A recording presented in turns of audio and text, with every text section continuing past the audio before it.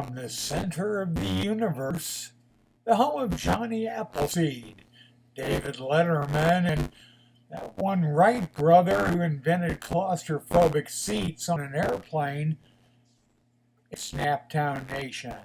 Hoosier stuff like tenderloin sandwiches as big as your head, Arnold Ziffel, and cars that go real fast in May and only make left turns. With your hosts, John, Eli, Peggy, Gracie the Wiener Dog, Carl the Mime, and of course, Lou from New Jersey. And now, here's the game that brought you do-it-yourself circumcisions, high blood sugar readings, and Jewish rabbis in your driveway. Here are your hosts.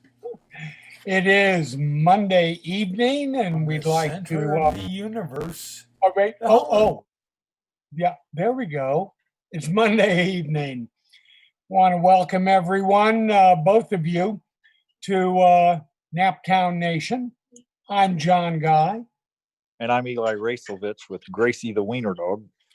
And I'm sure after a bit we're going to have Lou from New Jersey and possibly the siren of Sarasota, Peggy Palmer, but we don't have her right now. What is she? What do you think she's up to, Eli? I think she's got that tub of Cool Whip in her left hand and a tablespoon in her right hand, and she's plopping that Cool Whip on top of those multiple Jellos as fast as she can to get caught up. How many colors? I'm going to guess it. I'm going to guess at least 7. Oof. I don't know. Those wonderful retirees in Florida. It's a sad case. Hey. Well, I'm sure Peggy does the high quality all you can eat buffets. So she wants multiple colors in her Jello. That's an oxymoron, isn't it? That's right. And when she gets fancy, she'll do the old trick that my mom used to do. One color in the bottom of the bowl, let it set, then put the second color on top. Ooh, that is fancy. Now, my mother-in-law, she would just load up her purse and take the stuff home with her. I may start doing that, John. Because I wear cargo pants and shorts a lot. I may stick wax paper in my. Yeah, I may stick wax. Well, I'll be less obvious. I'll stick wax paper in my pockets. Okay. And then drop it. Drop a pork chop in there. Oh my God! I just heard the voice of an iguana. Well.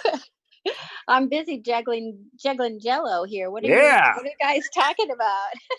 Jello. A Jello juggler, huh? That's really cool. Yeah, I was mentioning that my late mother-in-law used to bring Tupperware to buffets, and she'd go to Gray's. Eli, that was a very, very noted cafeteria in the Hoosier state. You bet. And we had a lot of buffets when I was growing up. I mean, we had Loeffner's, MCL. They've got an MCL still here in Speedway, John. Do they really? Yeah, wow. I have to say, I really like the baked macaroni and cheese there.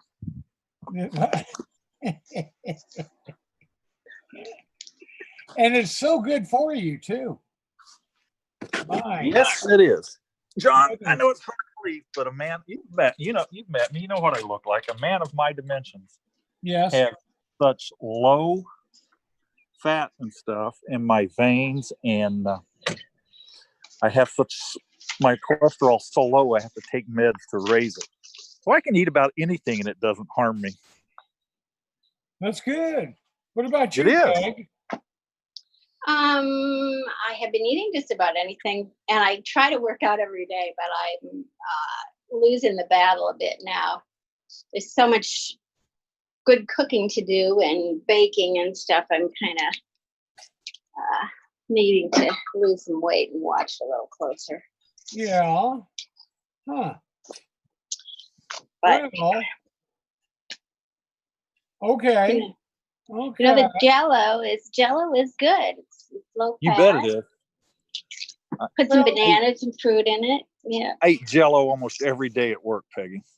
Do you? Yep, I love it for an afternoon snack. Yeah, that's good. No whipped cream, though. No whipped cream.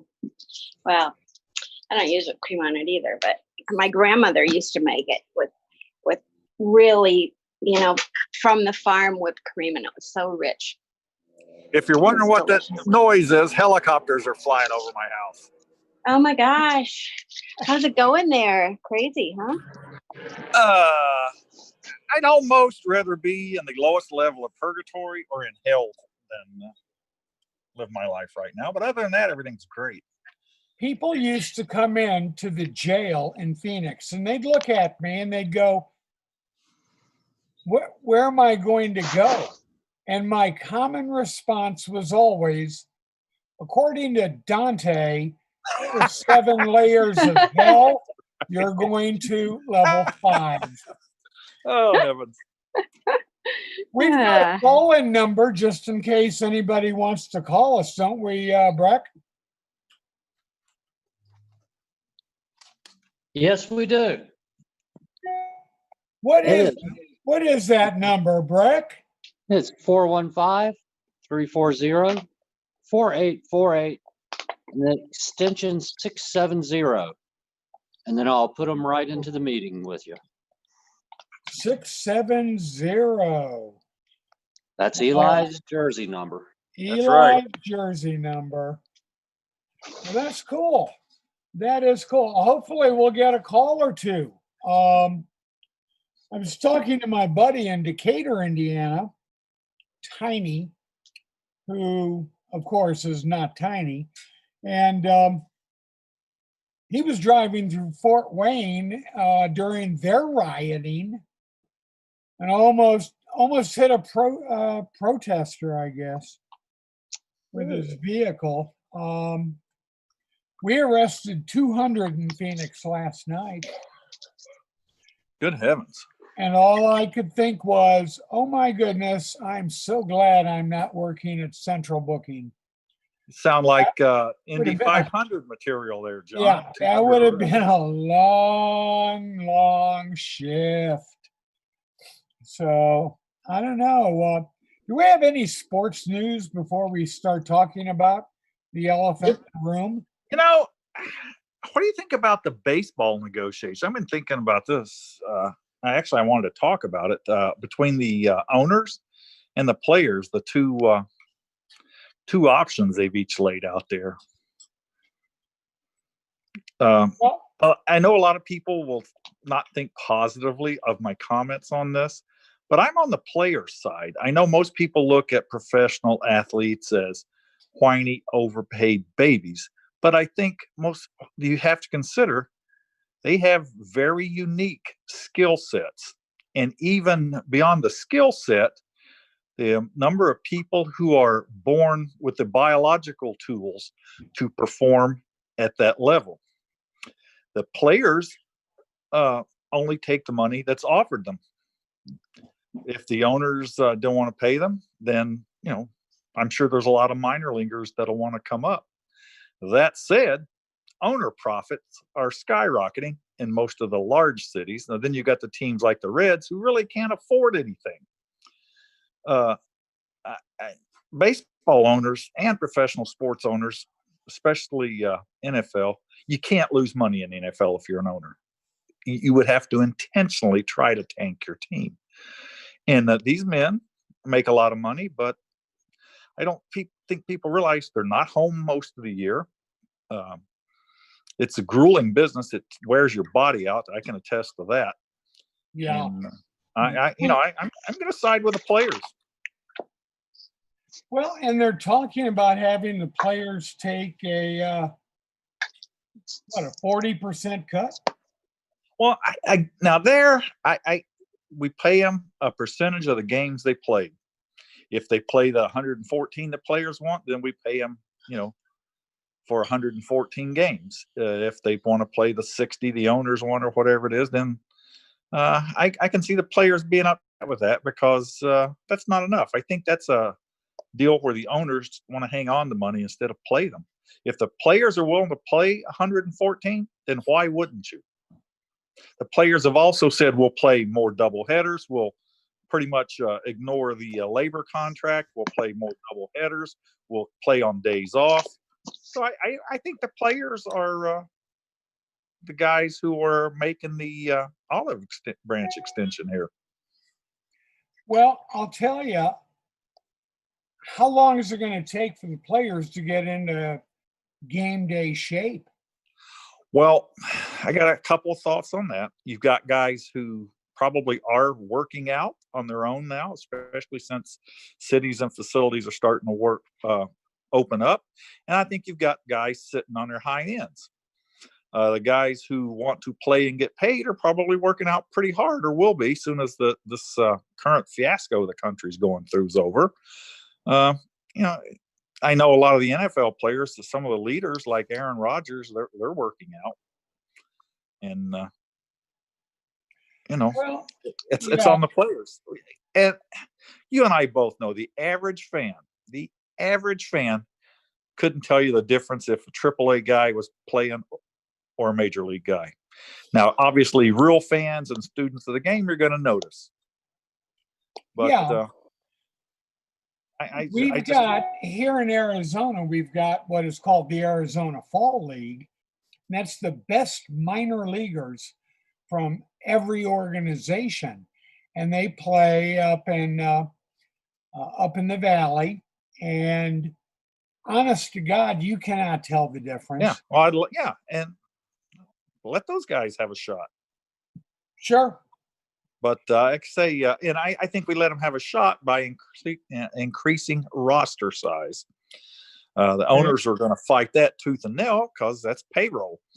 But the same token, if the players are to reward themselves and the fans by having a semblance of a season, then they're going to need to rest. You can't keep sending guys out there every day in professional sport and not expect it to wear them down.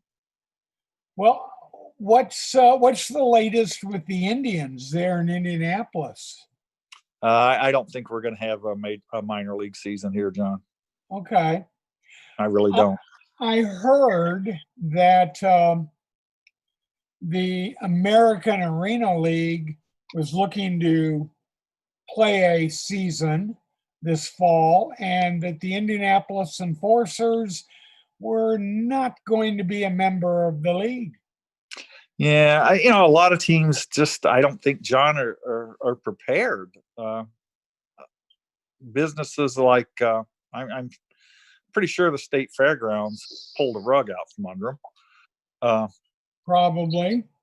So, I just don't think a lot of teams, and I would rather have a team not play and tell you they're not going to play, instead of running up bills and skirting town. Yeah.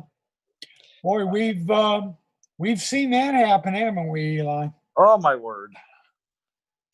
Oh, my word. That was one of the first lessons, Peggy, that I learned in semi-pro football. Never be the owner.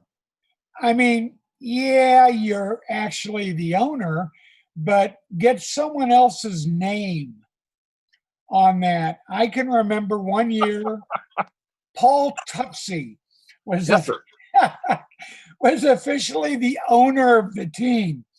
Now, Paul was a punter, and Wow. not a clue, but you learn very quickly at that level of the game that you don't want your name on the dotted line. Paul was the best semi-pro or minor league kickoff man I think I've ever seen. Oh, yeah? The height on those kicks for us, and he was old school, straight on. He was old school, yes. Those height on those kicks and the ability to cover them was just fantastic. Well, the thing about Paul was actually an athlete. We took Paul to France with Team USA, and he played like the fourth quarter's quarterback, replacing John Kennedy from Scranton, Pennsylvania. And it's kind of rare to go from being a punter in the first half to a quarterback in the second half. But, Paul was able to pull that off. Wow. Of course, we were playing the French team, and they weren't really very good. Yeah, Paul was a good kicker. I have to give him that. I'll give him credit. He was a very good one. Best actual place kicker I played with. I can't remember his name. Although about 10 years after I quit playing, maybe 7 or 8, I get a phone call from a guy who says, "Hey, do you remember me?" And I'm like, "Yeah, actually I do." He wrote a book about the history of semi-pro football in Indiana. He wanted to include me. He included a couple of stories that I'm infamous for. He also said I was the craziest SOB he had ever seen on a football field. So I took that as a badge of honor. He's a former player? Yeah. He sent me an autographed copy of the book. I've got it somewhere, but I don't know where I have it. So we're not even sure what the title is or who wrote it, huh? If I find it, I'll let you know. It had a funny title. Really? Oh yeah, it was poking fun at semi-pro ball, but it had a bunch of old school guys, and then it talked about when we used to play in Pendleton Reformatory. The field wasn't. It reminded me of the Packers Thursday night opener preseason a couple of years ago. The field wasn't 100-yard long because the prison yard couldn't support it, and they had to paint they had one goalpost, but on the other end they just painted it on the wall when they ran out of room. Yeah. Oh yeah. So, you didn't want to go deep going that way, I'll tell you that. Yeah, I can remember DuPage over in Illinois. They would Joliet was in their league for a while, and they had the same thing. Was DuPage the one with the nice AstroTurf field? Yeah, I believe played at some small college, I think. Yeah, like College of DuPage. Yeah. So I mean, there've always been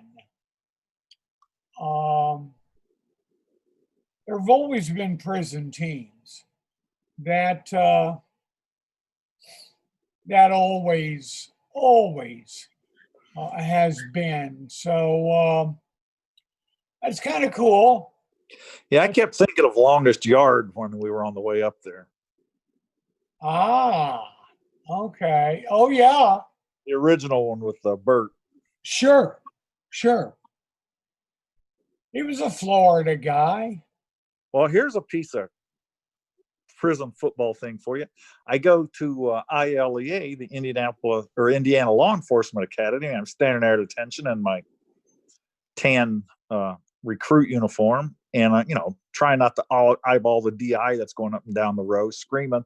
He gets to me, and I must have smirked or laughed or something, and obviously he's right in my face, and he asked me what I thought was so funny, and I said, recruit respectfully request to speak, sir. And he's like, well, go ahead, recruit whatever the hell your name is, because he can't pronounce it.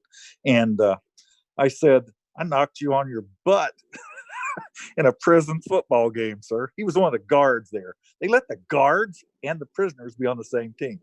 Wow. Yeah. And later that afternoon, I think it might have been around dinner time, he goes, I remember you. You were that 67 character. I'm like, yes, sir. Wow.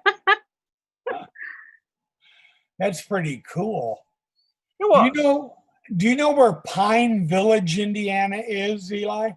Nope, got me on that one, John. It's up, it's on the way to Chicago. If you go up the old way through Lafayette. Oh, yeah. And Fowler and Kentland and all. Pine Village is a little tiny town on, what is that, Highway 51? That'd be old 52, wouldn't it? Or 52. Pine Village used to have a pro football team. Wow. Indiana's first professional football team was in Pine Village, Indiana. The Villagers. And they have about 200 people living in Pine Village. And they were the first pro team in the state. They actually got some help from Jim Thorpe. Wow. My hero. 17 players who played for Pine Village, population 200, are in the National Football Hall of Fame. That's crazy. The current population of Pine Village is only 217, John. There you go. And they had a pro team. They could have been the next Packers. They could have been. I find that, I mean, it's just like, no way. No way. Well, you think back to that Thorpe era, even a mediocre college team would have beaten most pro teams. Yes. Pro football was looked down on by most the sporting community, and I feel confident we could have taken the Rose Bowl champ and steamrolled most of the NFL teams back then. It wasn't till after the Second World War that the NFL really started to populate itself with premier athletes. Huh. Well, they used to average, and this is back like 1915. The players were paid $40 a game, and they attracted crowds of 4,000. Isn't that nuts? In a town of 200. I mean, they hired Jim Thorpe to play, and Pine Village actually beat the Purdue All-Stars on Thanksgiving Day back in 1915. Now, that would have been quite the accomplishment. That would have been, yeah. Absolutely. But, I mean, and I guess there's a book written about the good old days, but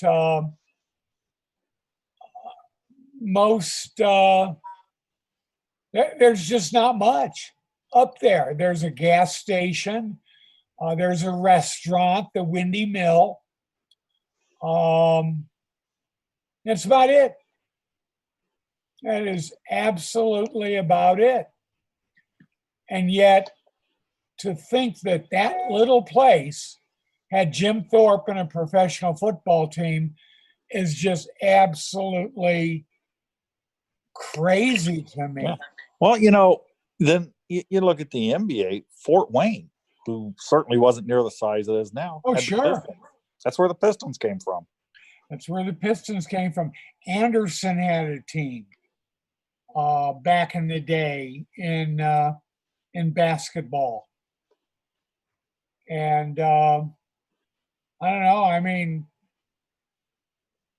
Muncie had a pro hockey team. Go figure. Hey, while we're talking Indiana basketball, John, let me get your take on this. Let me get it out. Bobby Knight's not the greatest coach to coach in Indiana. It's Johnny Wooden, without a doubt in my mind. How do you think Wooden would have done in the NBA in, say, the 60s, early 70s? Oh, that's a very good question. he treated his players like men, which a lot of guys didn't back then. Right. I think for the 60s and 70s, I think Johnny would have done all right. Because he certainly coached a lot of players who are NBAers and NBA Hall of Famers. Yeah, he sure did. And the thing about John Wooden was that, he's been gone a long time, pretty much, but he is still, no one has a bad thing to say about him. Yeah. He was always calm on the bench. Yep. And he was a hell of a player, too. Yes. And, I don't know. The thing I like to point out about Johnny Wooden to people is you hear now, so-and-so's teams made the NCAA 10 years in a row. I'm like, if you can breathe, you practically get in a tournament now. Back when Johnny put that 10-year championship string together. Yep. Only 24, then he moved it up to 32. Teams made the tournament. So if you didn't win your conference, you didn't go. There wasn't any of this 17 and 15 and get hot in your league tourney and ride it out to the end. No, you had to win consistently all year in Johnny's day. Yeah. Yeah. Mediocrity wasn't rewarded by television money then. Yeah, that's very, very true. At this point, and we've seen it. We've seen teams with losing records make the dance. Oh yeah, and get it just makes me sick to see some of these teams that were 16 and 12, 17 and 13, like say, get hot and they're the NCAA champions. No. Then you got a team that goes, those Wooden team in the Wooden's era, you could go 20-6 and not even make the tourney. Now, somebody could argue, well, it's better now because you've got all these, there's more people in. I just think that the regular season should be rewarded more than it is. I do too. But then again, you take it a step further, and I've never agreed with the state of Indiana and their basketball pairings in classes. You'll never, ever have a Milan High School winning. Hands down, and I'll argue it with anyone, the best basketball tournament in the country. I would go to other states and have a Indiana or some kind of, people would go, you from Indiana? And they would be basketball fans. They're like, man, that tournament you guys have. And it's lost its luster. They don't even, you don't even sell out sectionals and regionals now. And that's just crazy. It is. Because every year they would get to, say the final 32 or Sweet 16. Yeah, I was going to say six. And there would Elite be 8 or Sweet 16. In the Sweet 16, Peggy, you would have some obscure little school that no one had ever heard of. I remember some teams. I remember that teeny tiny, like Floyd Central, Lagodi. The schools got 200 kids. Yeah, absolutely. And they're playing North Central, who had 5,000 kids. That's right. Sometimes the smaller the town, the more talent for some reason. I mean, you look at some of the little towns at the high school sports towns. I know. Peggy, you ever watched Hoosiers? No, I haven't. I have to do that. You need to watch that. That's small town Indiana basketball. Oh yeah. And I mean, you would end up cheering for, the Fort Branch Twigs or the Epsom Salts, because what? No, that's really their team name. You can Google them, the Epsom Salts. They are an Indiana high school team. You know, is that where Epsom salt came from, their town? No. Oh. We've lost so many of those schools now, John, to consolidation that there's just so much history's gone. Muncie Bearcats are gone. Anderson Indians are gone. Well, we don't even have the Wigwam anymore. Really, it's gone? It's the building's still there. They haven't used it for about 7 or 8 years minimum. Huh. Consolidation. My wife went to Pimento over by Terre Haute, the Pimento Peppers. Ah. Huh. But Indiana has a lot of strange names for teams. Most definitely. It's really weird. You go down to southern Indiana and you got all the Swiss German towns, like Switzerland and some others. And then when you go north, especially head over towards Chicago, you got all of my people. You got all these little Slavic towns. Huh. Yeah, the salts there in Epsom date back all the way into the 1920s. They've always been the Epsom salts.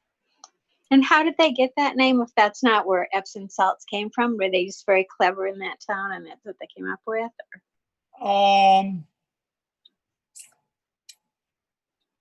don't know. I guess they wouldn't have to worry about being politically correct like that unless there's a lot of older people who use Epsom salts there. To help their corn. I guess. Let's see. It is in, this is nice. Okay. The first settlement was made about 1815, and they took their name from a nearby well containing water which tasted of Epsom salts. Oh, really? I wonder what it tastes like. Ooh. They actually, you don't even want to see a picture of the town. But if you look at Wikipedia, they do have a picture of Epsom, Indiana. And I see one house and 2 barns. That's really about it. I mean, there's nothing really to see. Well, that's most of Indiana, isn't it, John? Well, I guess so. My favorite always was, my parents, when I turned just about, I was 20. And they decided it would be great fun to take their 20-year-old child and his sister to Bogstown, Indiana. Oh, yeah, I'm familiar with that. And it was like,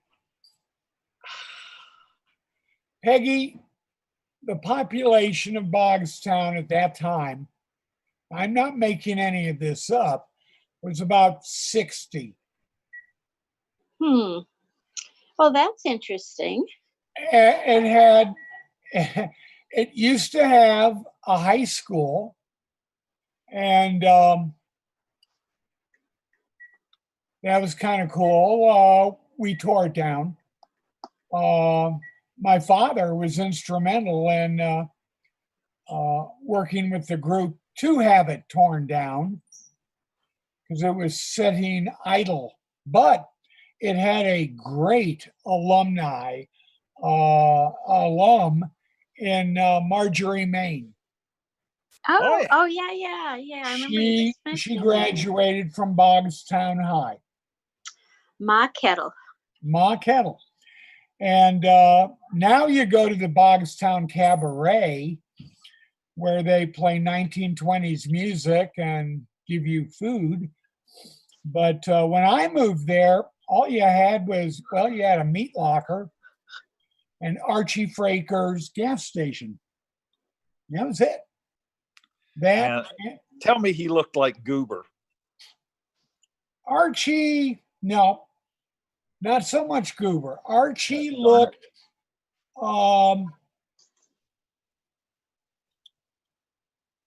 he was an old guy, an old skinny guy. He looked like he belonged on Petticoat Junction, actually. Okay. More the Sam Drucker type. Sam Drucker. He looked a lot like Sam Drucker. And he and a couple of the other older guys in Bogstown, they would sit outside of the gas station and just sit there all day long. Talk, smoke, whatever. Well, I took the GTI and put it in a car show in Bogstown last year, and also one nearby Fairland, Indiana. Oh, Fairland. Yeah, the big city. The big city. I keep trying. I have a friend who lives in Fairland, and I keep trying to convince her or her 16-year-old son that they need to call in every Monday night and do a traffic report. Yeah. I'm curious what the one traffic signal is doing right now. Well, we should call. You know, I just looked it up, and Bogstown hasn't repealed the secession resolution that passed in 1861. No, so maybe we seceded from the Union, and that is correct, and never ever came back.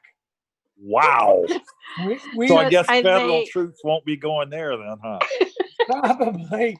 Well, no, it's not that we. It's probably a real safe place to go. It's not that we were Confederate. It was that we just did not want to take part in any of that shenanigan. I mean, we didn't want to be Union or Confederate. We wanted to be left the hell alone. I can understand that. We grew tobacco. We were famous for our cigars. If you had a Bogstown cigar, you were doing pretty good.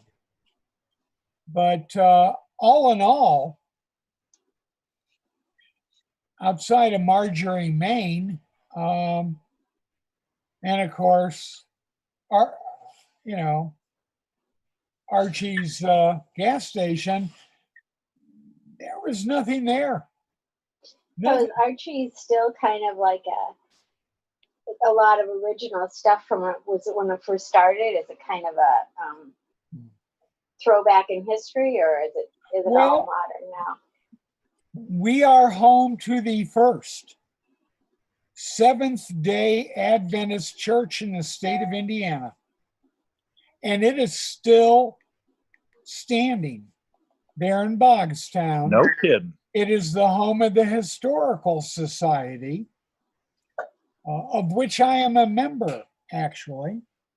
And but they meet there, and it's been. I used to go to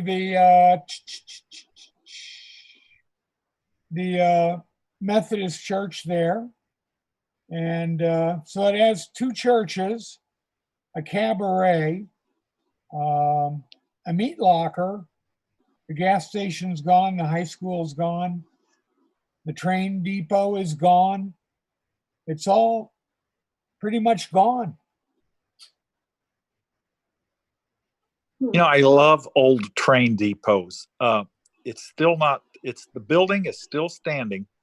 There's a little piece of Northwest Indianapolis called New Augusta, John. It's the just west of 71st and Guyan area. It's by Old Augusta. Yeah, and it's just this little old brick train station there. They still keep it. The little unincorporated town still keeps it in good shape, and it's a cool little thing, and unfortunately you can't go in it anymore. It's sealed up, but it's well maintained. One of my other hobbies is to meander through abandoned structures. I love doing that. Wow. Yeah, although sometimes I have to worry about my weight with the floors. Yeah, that's letting true. loose. But I can remember when I was in high school, my best friend and I, we actually did a report on New Augusta and went in and interviewed people, went to that train depot. And yeah, my buddy Rick and I, we did that for, I don't know, one of our high school courses. And it was fascinating. Oh yeah, the history there. That area of Pike there was basically the late 1890s, early 1900s area of African Americans in Indianapolis, other than down the portions of downtown. It was a little self-governing Black community. Okay. All right. That's interesting. I did not know that. Yeah. And that track's still active. Oh, really? Yep. It doesn't stop at, have you got the little, I don't know, I'm not familiar with railroad phraseology, but the little part that comes over to the building, that's not active, but the main track that goes through there is still active. Huh. That is, I always wanted to live in a railroad depot. I've always been fascinated by train stations. In fact, I'm in the process right now of writing a book about the history of Arizona train depots. Oh, that's interesting. So I have photographs dating back to the 1870s. Nice. The old days. But so were there stagecoaches back in those days too? I imagine, huh? Oh yeah. 70s? Oh yeah, absolutely. There's a stagecoach stop basically about 10 miles down the road from me in Eloy, Arizona. And they have an old stagecoach stop down there. But this is what made the West what it was, because they put train tracks in. And they a lot of towns in Minnesota just built up around the train stations. Where I grew up, there was right in the middle of town, there was a square, and that's where the train station was, and that's where everything happened. That's how they, unfortunately, it was the final nail in the coffin, I think, of free roaming Indians in the West, especially the upper North Midwest, Dakotas, Montana. The government, the railroad barons pretty much ran roughshod, and, President Grant was in bed with them, and his administration was, and they basically said, we're putting it through if we have to kill all of you. And they almost succeeded. Well, for anyone that is interested, and Peggy, I'm talking to you now. Okay. Hell on Wheels. I loved it. Absolutely a fabulous television series. Hell on Wheels. Hell on Wheels. What station is it on, or how do you find it? It's a show that's over now. You probably have to find it on one of the streaming services. Like Netflix or Hulu or something like that. The very handsome Anson Mount was the star. Yes, very. And but I mean, it told the story very well. And it was gritty, but realistic. Oh yeah. I always liked the Swede. Oh, that's my that guy, he had that down. He did. I think you can still find it on AMC. Oh, no kidding. On their on demand or streaming? Yeah. Great. AMC is still, but I mean, what was that? 5, 6 seasons. Yeah. And the nice thing was it started, it ended, everything, it didn't leave you hanging. Yeah. It didn't do the usual AMC. Well, it's been 2 successful seasons. We're just going to chop it off. Hurry up and write an ending. Right. But that's really interesting. Huh. Hell on Wheels, I guess 5 seasons. And Anson Mount. And it was a hell of a show. Even my kids who don't like Westerns loved it. Yes. It just It says, according to the Hollywood Reporter, it says, "Is Hell on Wheels the filthiest Western ever made?" Well, Peggy, it's kind of like a morality play where everyone's morality is very fluid. Sometimes you do the right thing and sometimes you do the wrong thing, kind of like the real world. Right. I mean, it's very similar to the series Deadwood. I don't actually liked it a little better. I liked it better than Deadwood. But Deadwood opens up, Peggy, with them feeding dead bodies to the pigs. Oh, I remember that. Yeah, I watched Deadwood. There you go. Now, it's basically as realistic and gruesome as that. Christopher Heyerdahl played the part of the Swede. And you get a lot of history in that series. You're bringing in the Mormons and the Mormon trek to the West, Brigham Young, the rivalry between varying train companies. It just was historically, it was pretty damn accurate. For television, extremely accurate. Absolutely. And they have a black actor in that. Common. And it was the rapper Common. His name, he's got a very long name, but if you Google his name, he just goes by Common. Common. Common. He's the first rapper I've seen that can really act. He was great in it. He really was. He had a pretty good moral compass, though. Yes, he did. Whereas the Swede, not so much. He had one. It just wasn't very good. Yeah. Put it this way, Peggy. There's not very many network shows where they murder children and show it. Yeah. Yeah. I just saw one. It was on Netflix, and it was about a young kid going across the West, and he was from Ireland, I think. And what was the name of that? It was really good, though. It was very well done. I have to look at it. Well, the Irish get their licks in Hell on Wheels.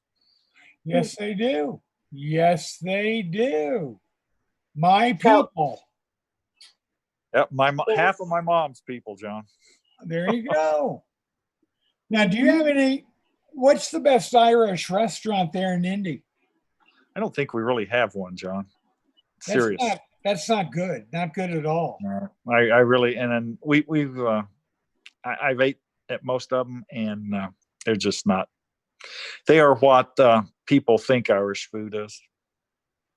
Oh. The best one I ever ate at was in Gettysburg, and I managed to tick the owner off. Really? I didn't realize he'd come over. The waiter was talking to me, and I said, "Yeah, my mom's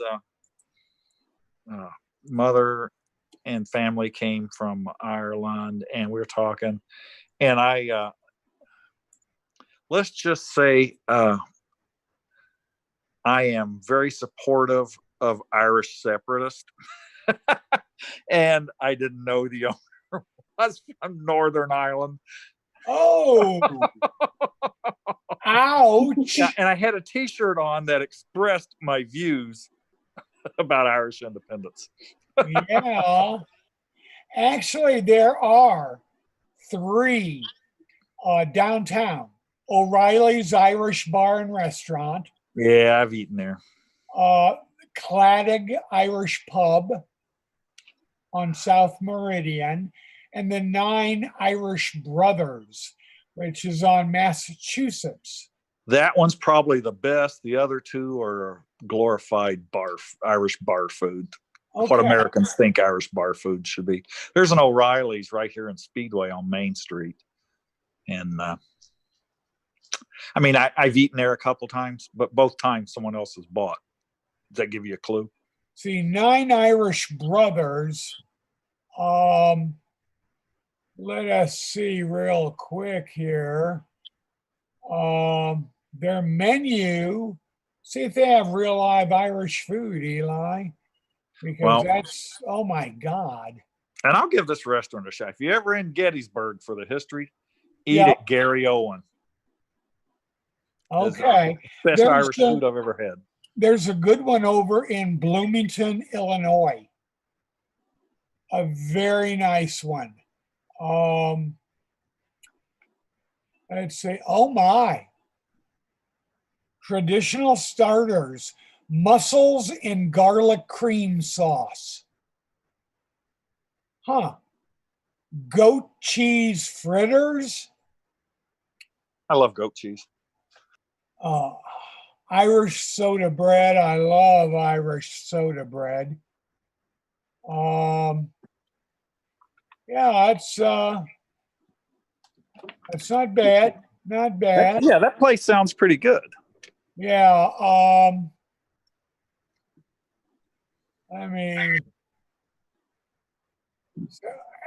no. They have breaded tenderloins. Come on. Come on. Those giant. I'm sorry. Okay, they do a full Irish breakfast all day, every day. Oh, yeah. 2 eggs cooked to order, grilled Bangor sausage, crispy bacon, pan-roasted tomato slices, famous pub chips, served with soda bread.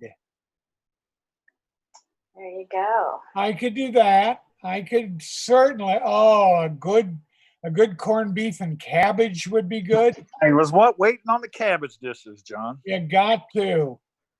Ooh, an Irish whiskey pepper steak. I like me bangers and mash. My fish and chips, absolutely. We have a shepherd's pie and a Guinness stew. There used to be a little. You remember where Chrysler Foundry was, John, before it was torn down? Yes, Tibbs? I do. I worked there for about 3.5 years.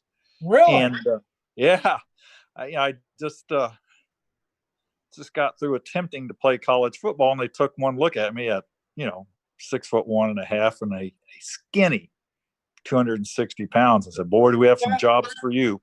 That was located exactly where? Tibbs and Morris. Okay.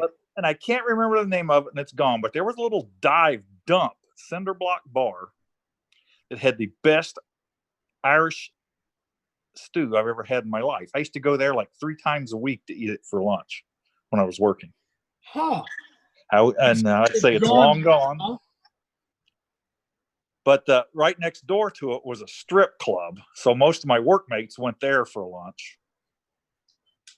Yeah, because, nothing says fine dining. Quite as much. Well, the American specialty as Bar a and Grill, Midwestern room strip club. I'm John, the sorry. specialty was always crabs. That's a joke at the strip club, John. I know. To make sure Peggy was clear. Yeah. Yeah. Yeah, there was let's see, there was how close were you to Diamond Link? They are on the I think they're gone now. They were on the cities near, I think they bit the dust when they built the new football stadium. So That's probably true. It was closer to downtown. Yeah. Or the skirts of downtown. I worked near there. I worked at a settlement house called Meyer Chapel. It was right across the street from an IPS elementary school. And for giggles and grins, we would walk down the street and we would go to Gay Dan's Diner. Oh, I remember those. Great hot dogs. It had wonderful food. It really did. It was just an unfortunate. It's kind of like when I interviewed Ray Scott and he had to explain his nickname of Chink. Yeah. Gay Dan's, we grew up in the era, Peggy, where Indianapolis had Gay Dan's, Sambo's. Yeah. Sambo's, huh? Yeah.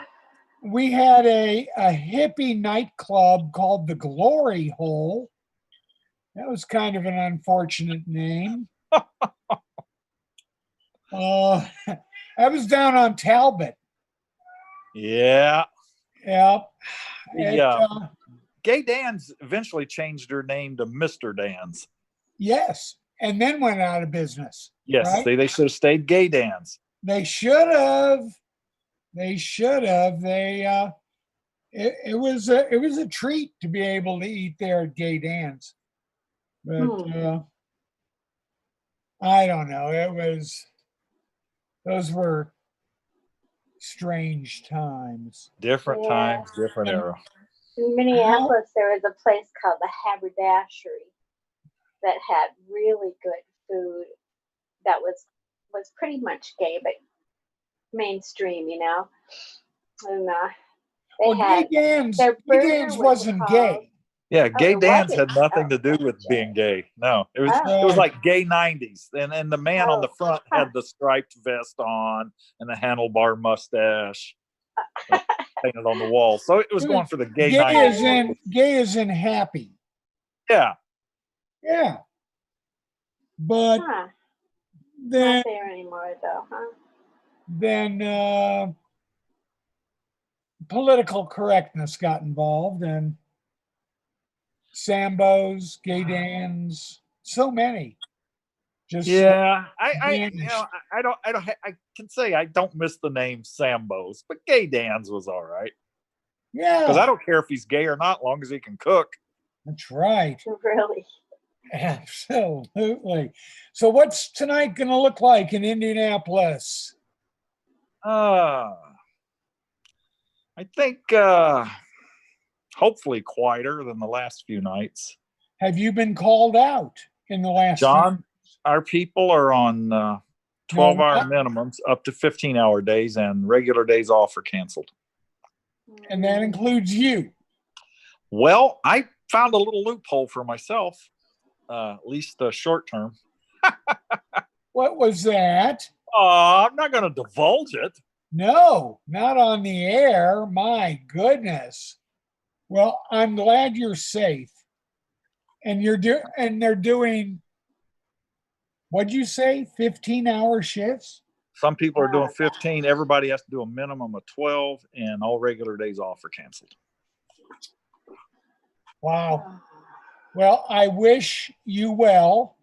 I was fortunate enough to have previously scheduled today off, so I didn't have to deal with it today. That is good. That's very good. Peggy, I'm sure in Sarasota, the protesters, most of them cannot pick rocks up in order to loot. Well, actually, not too far from here, the police force took a knee and honored the protesters. So I think that the idea that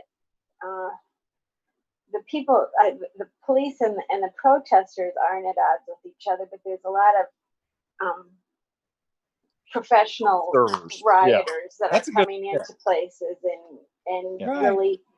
As you and I talk, Peggy, no one, I've been a trainer for 28 years, could ever approve of kneeling on that guy's neck like that. Nope. And that's going to wrap us up because we're out of time. And we're going to see everybody again next Monday night. Hopefully, everyone's going to stay safe and their homes and businesses are going to stand erect. And we'll see you again next Monday evening for Naptown Nation. I'm John Guy. And I'm Eli Racevich with Gracie the Wiener Dog. And I'm Peg Palmer. Stay safe. Stay See safe. you guys. Bye-bye. Night, Brett. Bye.